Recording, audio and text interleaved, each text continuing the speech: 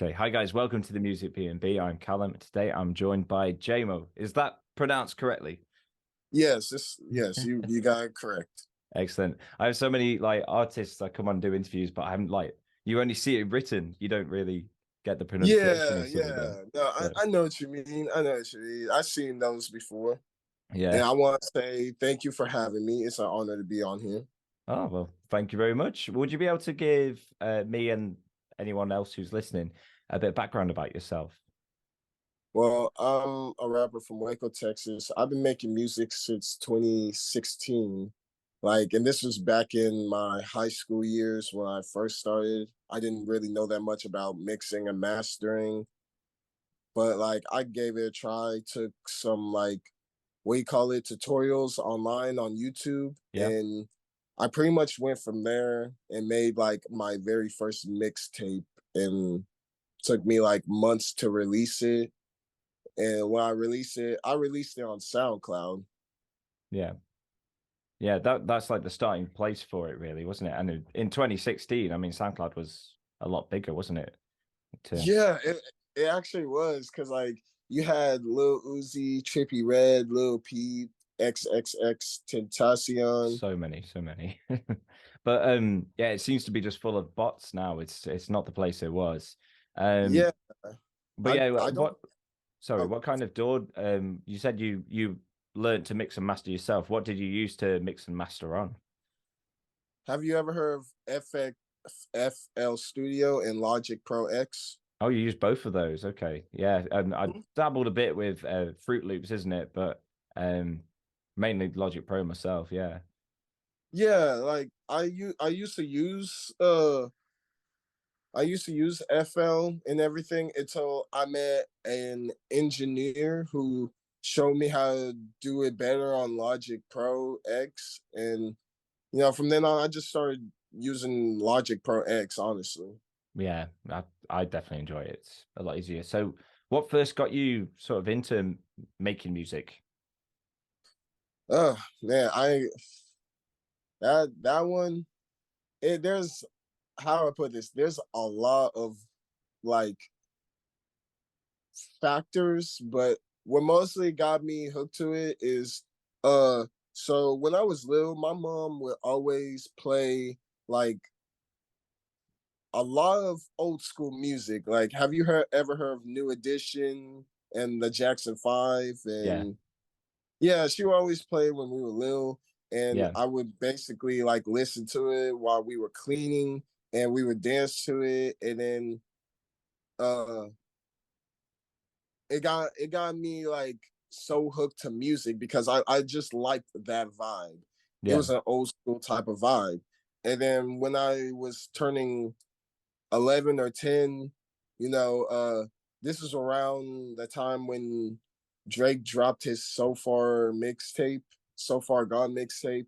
And the first song I heard from him was, I think it was called November 18th. yeah. And right then and there, I was like, you know what? I want to make music, but I didn't really know first step because I was a kid, so I just pretty much did band and everything just to get a taste of music. Yeah, yeah. And It's always interesting. It's what you hear like as a young teenager, it just kind of influences you for life, doesn't it?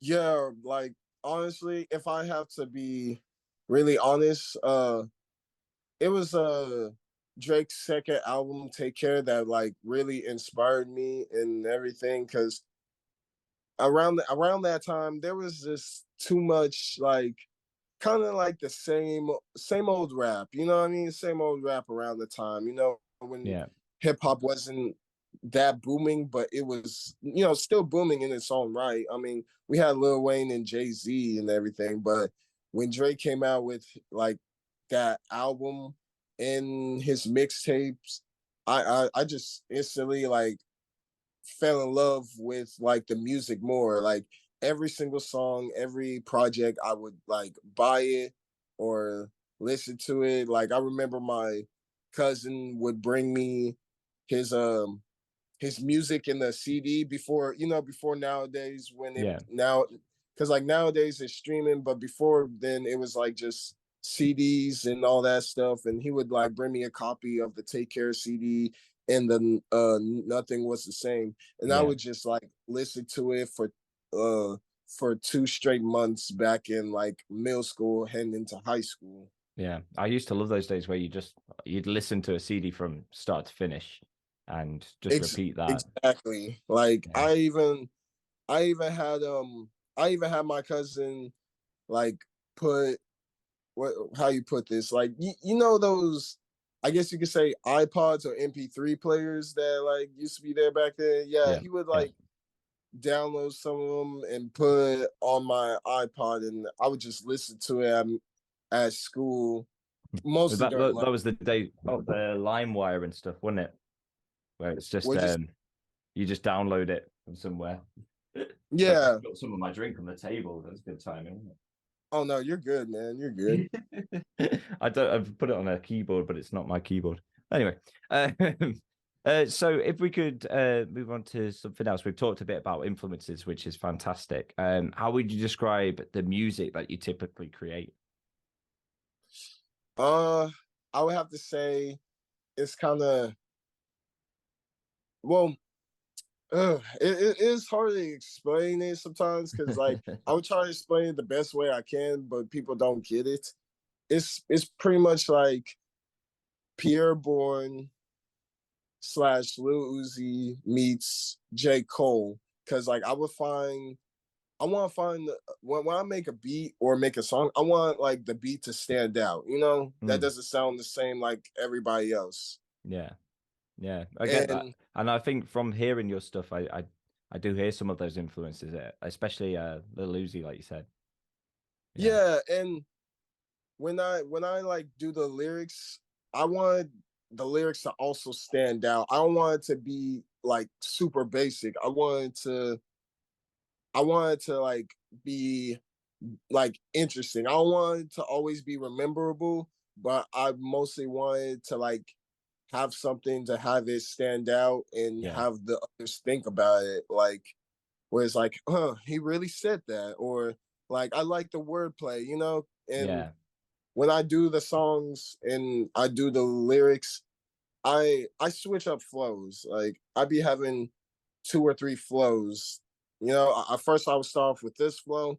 Then in the middle of the song, I would switch up to a different flow, and then at the climax, I would yeah. either go back to the first flow or just try a different flow and see how it goes. That's good. It's always good to vary flows, I find anyway, because keeps it from like getting a bit boring, doesn't it? So would you like to tell us a bit about your latest project? It's the fifth one, isn't it, in a line of projects that you've done called Oh Humans and yeah, Aliens. yeah, the Humans and Aliens 5 mixtape. Yeah. Yeah, that see when Well, and actually, then that's this not is even your sorry, that's not even your latest project because you release by the looks of it, you release music at a rapid pace now. You've released quite a bit. In fact, was there you released something last week, I think? yes, I did. That one, well, that one, I'm gonna be honest, that one was kind of like just a throwaway EP, you know, just to give like people to listen to for a while till I work on my next album. But Yeah. I'm probably gonna drop that next year, you know, Yeah. give it a chance, you know, promote some more singles and everything, you know, Mm. get enough more buzz than, you know, I pretty much have, and just see where I go with it. Yeah. Yeah. Cool. So, what was the background for Humans and Aliens? Does it go way back to the first one? You know, why is it called Humans and Aliens? Oh man, like there's so many. There's like at least 5 reasons. I'm trying. Let me see if I can remember them because it's crazy because not many people ask me about it. They just like be like, oh okay, that's okay, cool. It's called Humans Aliens, but not. So back when I first started rapping, I was majorly into sci-fi, like straight up sci-fi. Like Alien versus Predator, Love and that. then there's the Alien series, and then there's the Predator series alone, and then there's this thing called Sharknado. You know, just like Shark sci-fi Bait. thing. A lot. Yeah. Yeah, like I would watch shows when I was younger, and I would get so uh like so interested in it. Like most people would rather watch other things like how you put this, like Hell's Kitchen and everything, which I think is a good show. Like But your like, reality kind of stuff. Yeah. yeah, reality mostly.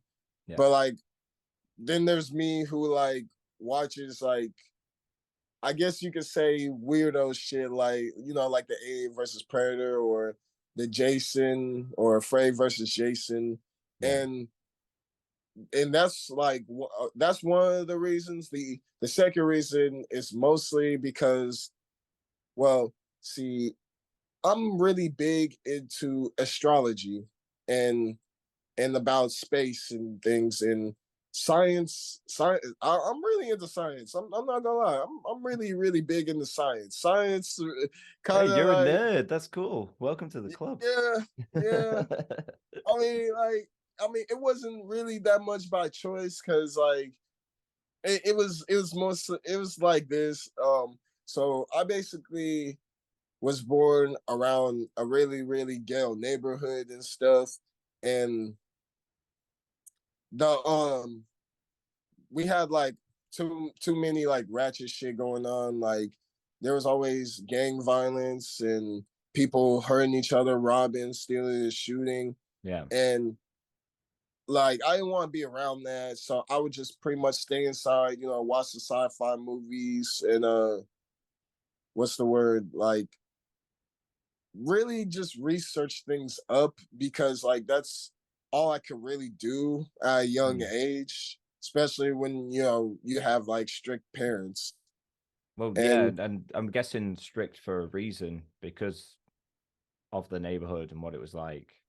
oh Yeah. yeah, yeah, I'm not gonna lie. There are times where I have disobeyed and didn't listen, and went and like saw it myself, and then I'll be like, okay, I see what they're talking about. I'm gonna just stay home, and like, but It's hard. like It's there hard at that age to see why they're doing it, isn't it? And when you look back, you're like, yeah, I get it. Yeah. yeah, yeah, like, because when you're a kid, you just don't really know that much, and Yeah. your brain is just still stimulating and growing. You know what I mean? Yeah. So all this sci-fi stuff, was that kind of just an escape, or was it more just something you did because you couldn't do anything else?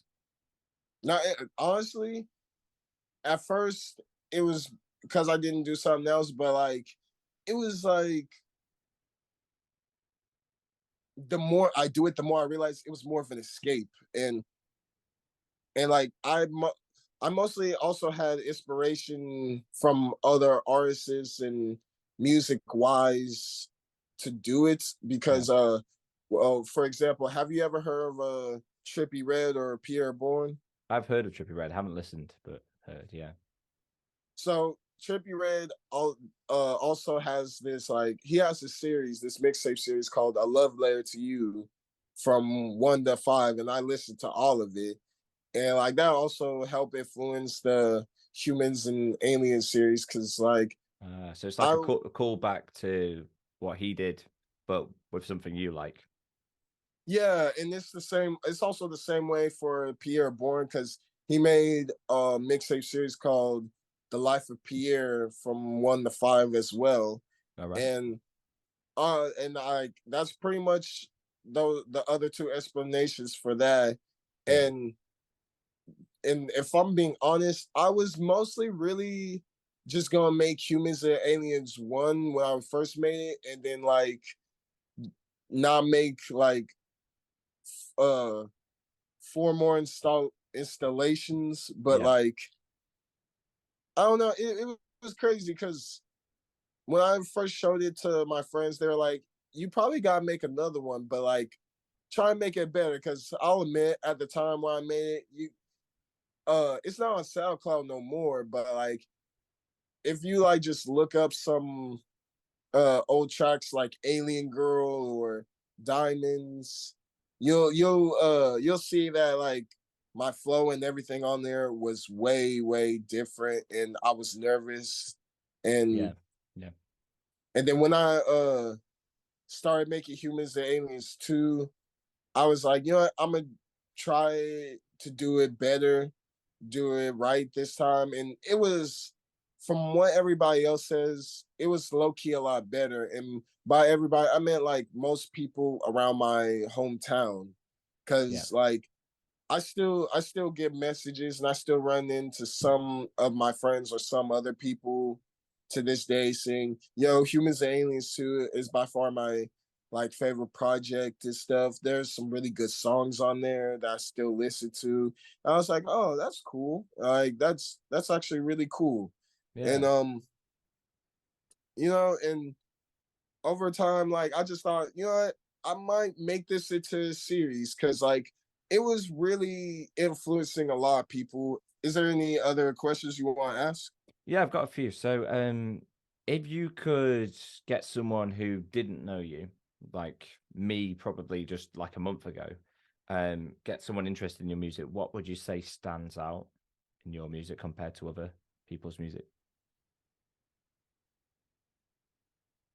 Well, honestly, with this one, how I put this, what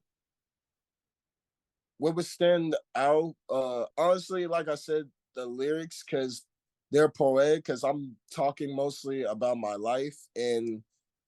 Um and this is what people don't know. I take psychology. I'm actually in college for psychology. And so it's hard to explain this part, but when I be rapping from a psychological kind of part. And I try to I try to speak from the mind, if that makes sense. Like I add things from the mind and other aspects of the minds into the lyrics and into the songs. Mm. Like what's a good example? It like are you familiar with the term realism? What's that? Sorry, say again. Or like realism? Are you I haven't familiar heard of with that. Is that art realism? no, I did a minor in psychology, but this is like 8 years ago or something like that. oh, okay. It's more like it's more like how I put this. You don't have there's dream world and then there's reality. Well, basically, I'm speaking from reality point of view. You know what I mean? Is you know what I'm saying? I like Like, that going from the perspective of inside the mind more than like a yeah, lot of artists would go from like maybe the heart. You're going more like a maybe a logical or an illogical, mental kind of health thing there. So that's quite interesting. Yeah. So you talked a yeah. little bit about this. So my final question for you is what's next for you? Well, I'm gonna be 100% honest. Recently, my mother did pass, and I'm taking some time in the break to, I'm sorry process it about that. and Yeah. make sure. Oh no, it's good. It's good. She's in a better place and she's resting. Yeah. And right now, I'm just focusing on family and just my mental health and stuff, because it's like it was messing with my mental health for a huge minute. I mean, it's been like a week since she's passed, and it's still very fresh. You know what I That mean? that is incredibly fresh. Yeah, I mean, I'm baffled you're doing this interview, to be honest. Yeah. So yeah, you take time for you and look after Yeah. yourself and enjoy being with family and friends. Definitely. And also, while I'm also taking a break from music, I'm doing I do comics too. I write comics and other things and everything, because before my mother had passed, me and her talked, and she always told me never to like be afraid to pursue anything, and like never be afraid to be you, and just to like keep going and follow your passion and your dreams. And you know Well, that's that's pretty much what I'm doing, no matter that's how beautiful. hard. it gets, yeah, yeah. No matter how much, no matter how hard it gets, no matter how much I want to just break down or tear through the walls and stuff, I Yeah, still gotta keep going because my mom didn't raise a weak son. You know what I mean? yeah. She And life raised a life has to warrior. move on, doesn't it? Unfortunately, even when things like that can happen. But if you ever feel like sharing those comics with the world, feel free to send them my way, and I can also link them in any of these um, for people to look at. Sure, I will. It probably might take like at least a month to finish because so I write it out and then I send it to my drawer, and it takes some like at least a week or two to finish it because he got to draw out the whole outline and Yeah, specific details. We be going through what we want as we're doing it. You know what I mean? yeah, yeah. Well, lovely. Well, thank you for coming to talk with me, and I hope that you get into a better place, and enjoy being with your family. Take care of each other. Thank you for coming on. Okay. Thank you so much for having me, and I hope you have a blessed day. You too. Take care.